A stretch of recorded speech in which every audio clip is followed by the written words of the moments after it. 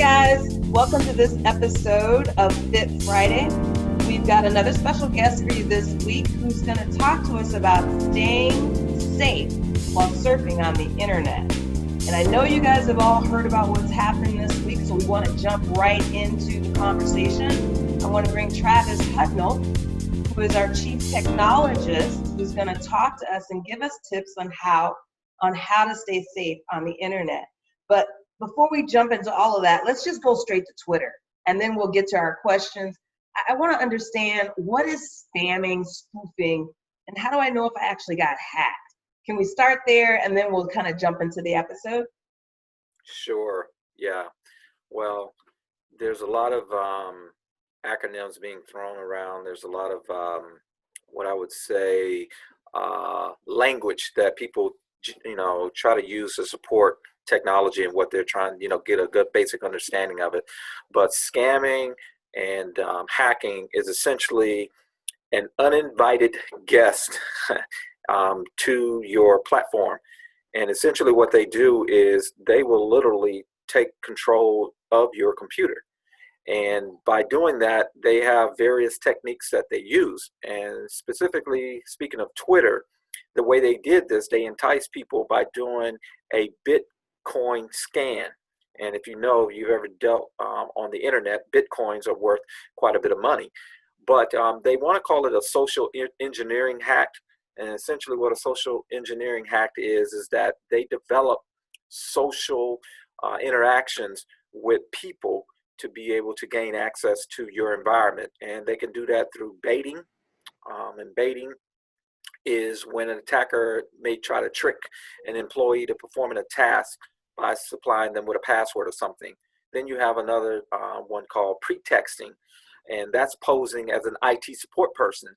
And nobody ever turns down an IT support person. Then you have tailgating, where someone can actually follow you in to a restricted area.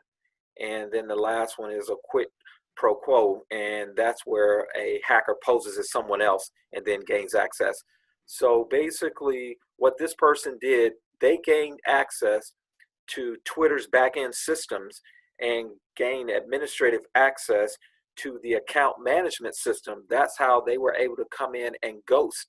And ghost basically means they came in and acted as if they were the actual person and took over their account and then started threading out messages. And the reason they looked at this as a national security threat was because of the people that they gained access to. Ex-President Barack Obama, ex-Vice President Joe Biden. And if they gain access to these accounts, they send out certain information and people take it on its face value.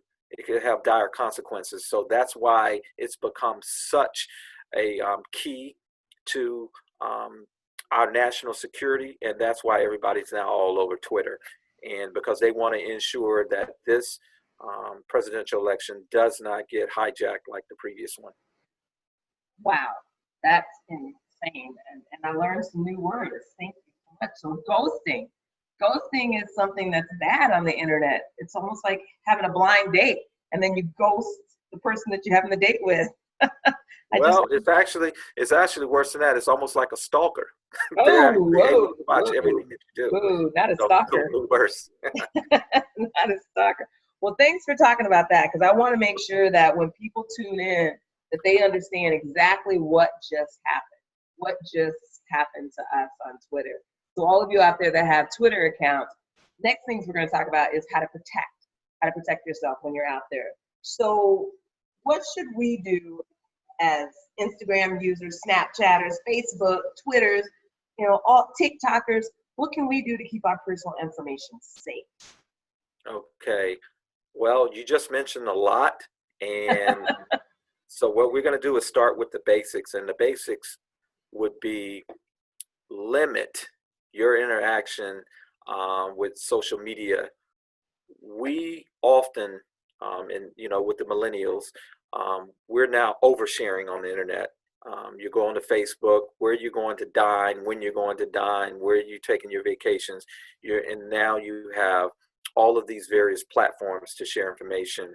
And the initial intent for social media was to interact with friends and family and to reconnect. And now it's literally exploded, and a lot of people are abusing it because now they know so many people are on social media. It's easy pickings for hackers. But the most important thing, as I just stated, was don't overshare. Second thing is passwords. I can't emphasize this enough. People do not use strong enough passwords. You want to have a very, very strong password whenever you're on the internet. Also, you want to always stay alert. Um, some people may want to call it paranoia, but being a little paranoid when you're surfing the internet is always a good thing.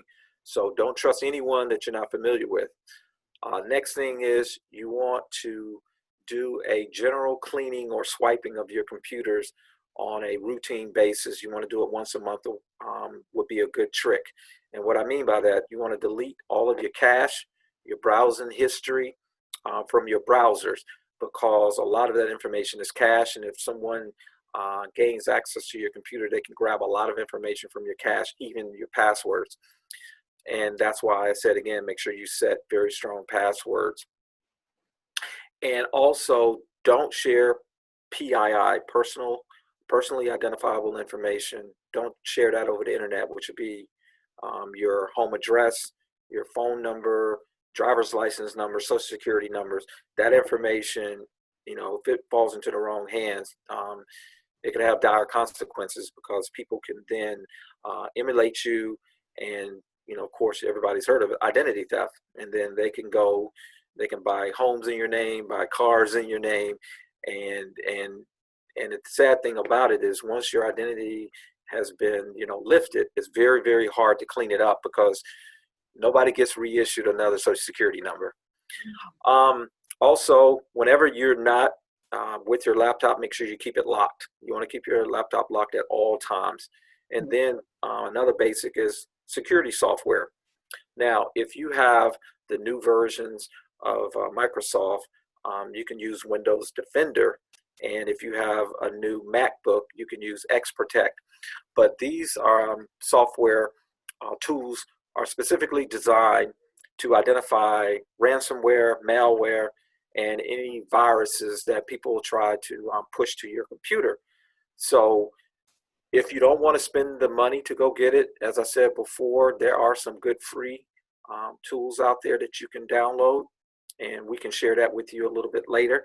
But I would strongly advise that you have some type of antivirus software on your computer, and potentially some security software where you have maybe a firewall enabled on your computer. So since you're talking about that, what's a VPN? Is that like a virus protector too? What is that? VPN has a lot of advantages, but it's essentially what a VPN does, and it stands for virtual private networking. And essentially what VPN does is it allows you to create a secure end-to-end connection between yourself and your destination. So essentially what a VPN does is it allows you as a user to go ahead and set up a private network between you and where you're trying to go. And what it also will allow you to do, it will allow you to mask your IP address and your location. And that's a really big thing, because a hacker needs some way to get into your computer. And your IP address is basically like your phone number. And so if you remember back in the old days when people had analog phone lines, and a lot of course, government and office buildings have analog lines, that IP address is basically like a phone number, and it allows them to gain access to your computer. And by you setting up a VPN, you essentially mask your IP address. And masking your IP address is critical when you're surfing the internet. It also allows you to mask and hide your devices. It allows you to mask and hide your location. And another trick that a lot of hackers are doing is they're coming in through streaming. So what happens is, the way the streaming servers work, they've got to have a destination to send that stream to, whether you're streaming audio and or video. And by masking that from a potential hacker, it increases your security and increases or decreases their ability to gain access to your system. So can we get a VPN through like our cell phone, through our internet provider? How do we get that? Because I'm thinking now, you and I are on Zoom, we're streaming. What if somebody were to hack into us? Yeah, what you can do is there are a lot of free software out there that allow you to create a VPN tunnel, and there's also some that you can pay for. Just an example, there's one out there called Hot Shield, and essentially what it allows you to do is you install it on your computer, and then just before you establish your internet connection to start surfing, what you do is just simply enable it. And once you enable it, it will establish you a secure connection. And one of the really cool things about it, it will give you an IP address off of a server, let's say in Thailand. It may give you an IP address off of a server in Brazil. And so somebody will actually think you're in Brazil when you're surfing the internet, and it just matches everything. Oh. And we could have done that today, but unfortunately we didn't. Well, thanks for letting me know. I'll know the next time to call you first. No problem. So you kind of touched on a little bit of passwords and changing the passwords and things like that. Well, when Yes. we're shopping online and we're Yes. creating these accounts, like with Amazon and other online shoppers, how should we create the password that to keep us safe? And how should we keep our purchases safe? Okay. As I said before, you want to have a little paranoia when you're on the internet. So you want to be paranoid just a little bit. But in creating a strong password, there's a couple of tips that I follow. And the tips that I follow, make sure you use a combination of alphanumeric symbols and special characters in your password. And what I tend to do is think of a phrase or think of a code that you may know. And I'll give you an example. And everybody's heard this from Shakespeare: to be or not to be. And you can set a password that way, and you can put the number 2, uppercase B, E, O, R, all lowercase, uppercase N, lowercase O, lowercase T, the number 2, uppercase B, lowercase E. And then you can put a hyphen and uppercase T, HATISTHE question mark. So the longer your password, the more complex your password, the harder it is to break that password. Typically, they tell you alphanumeric, special characters, 8 characters or more is the total length of your password. I've had passwords as long as 24 characters, because especially if it's a system that's very secure. Another trick that you can use is you can set up passwords based on the sites that you're visiting. So if you're visiting an Amazon site, you may want to say access for me, AMZ, bang bang. So these are things that you can do. You know, you have to be creative. But what I tell people, when you create these passwords, sometimes it's easy to forget them. So what you want to do is you want to have a password safe or lock. So Microsoft, Windows 10, they have something inherent built in, or you can go out on the internet and find anything for free. And one that I've been using is, which one is this one I've been using? I think it's called Keep. Hold on, because I made a note so we could let all your viewers know. I'm looking for it. It's called KeyPass. And KeyPass is what it allows you to do. It allows you to take all of your passwords and lock them in basically like a little vault.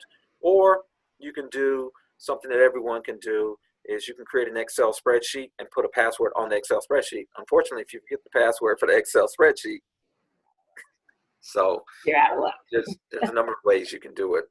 But now back to safely browsing the internet and or shopping on the internet. I think that was a question you had asked. Yes. Well, when you're shopping on the internet, what you want to do is make sure that in your shopping, you're very, very careful of where you're going on the internet.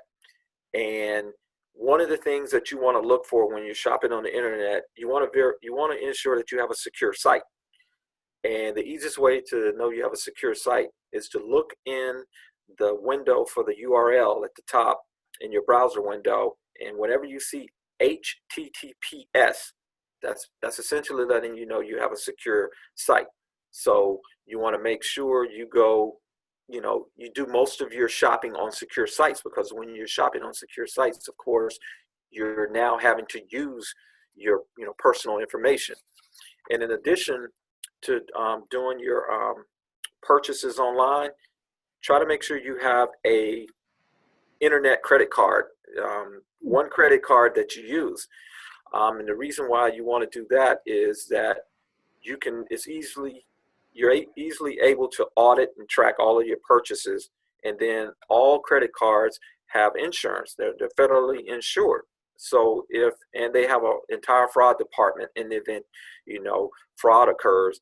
And it's you're easy to shut that credit card down. And if you're using multiple credit cards, look at what you've got to go through to kind of keep yourself. So have one credit card, deem that credit card your internet purchases credit card, and do it like that.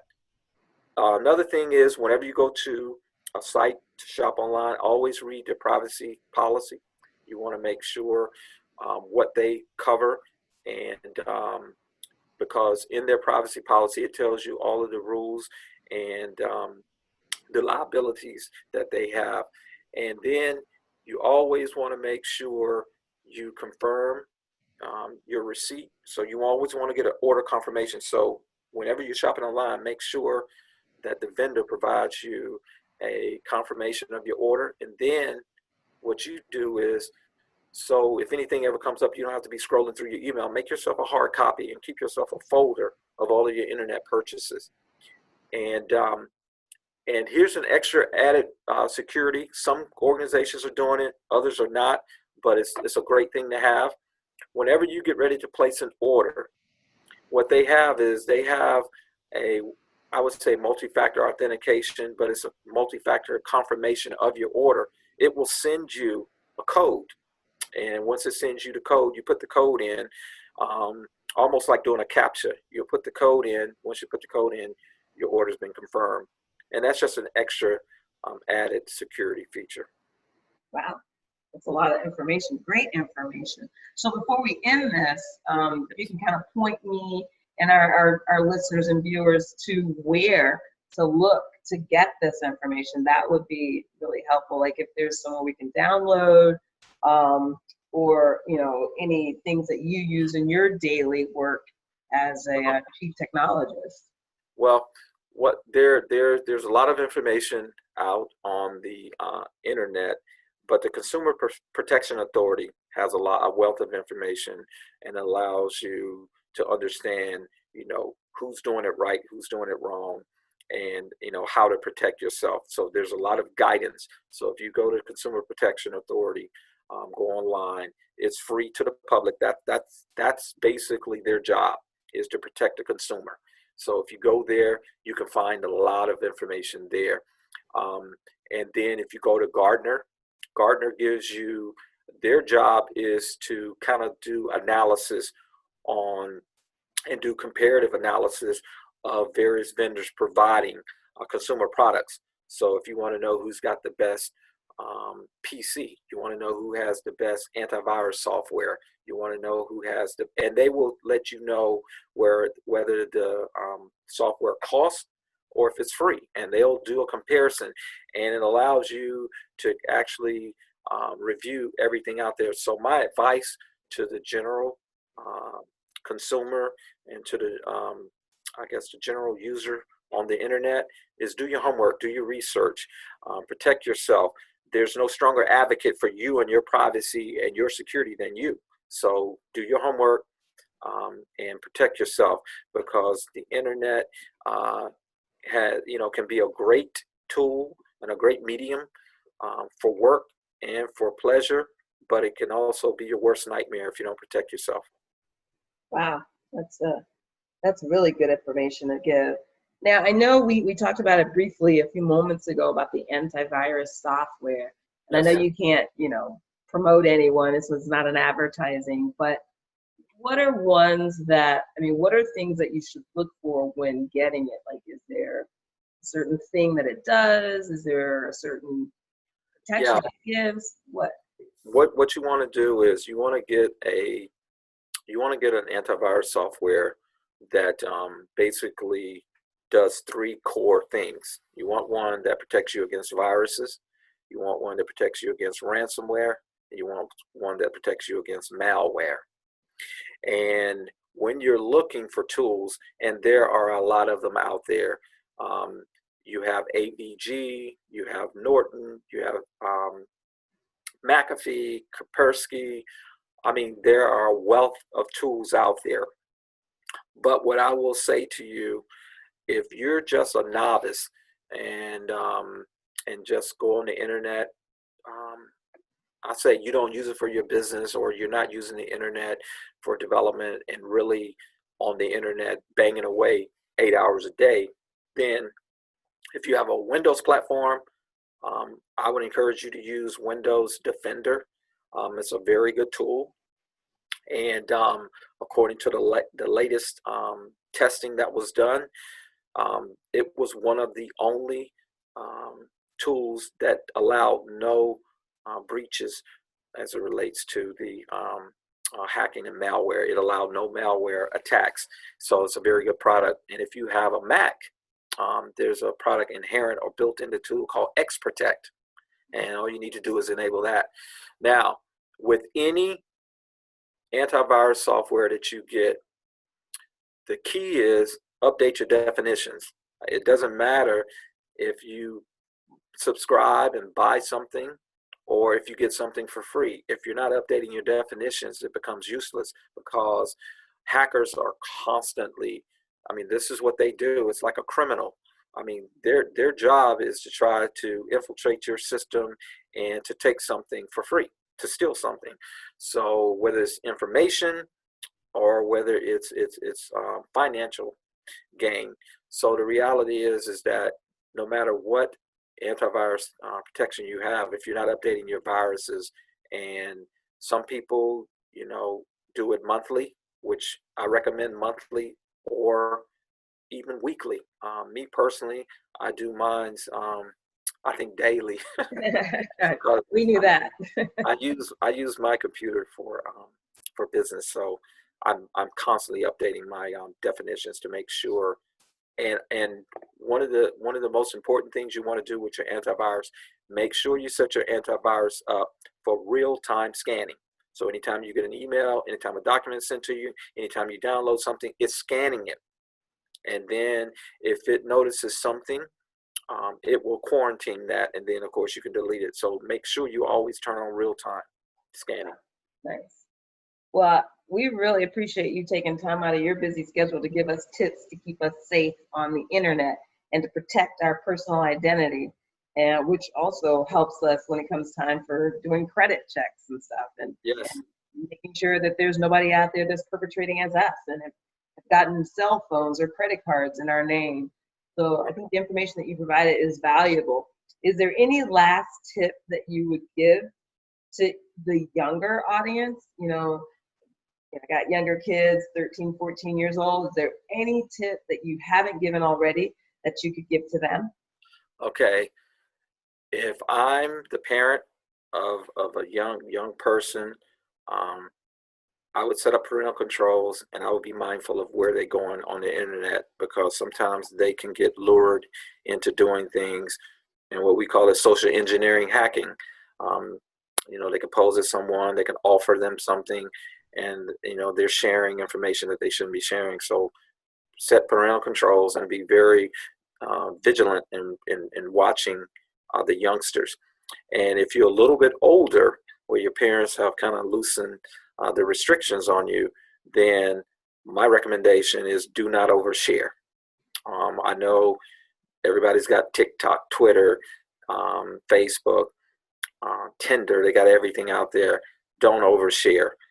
Some people put their entire life on the internet, and once that moves around to all of the servers, and it's almost impossible to get the information off the internet. So be very, very careful and protect yourself, and always stay alert. Always stay alert.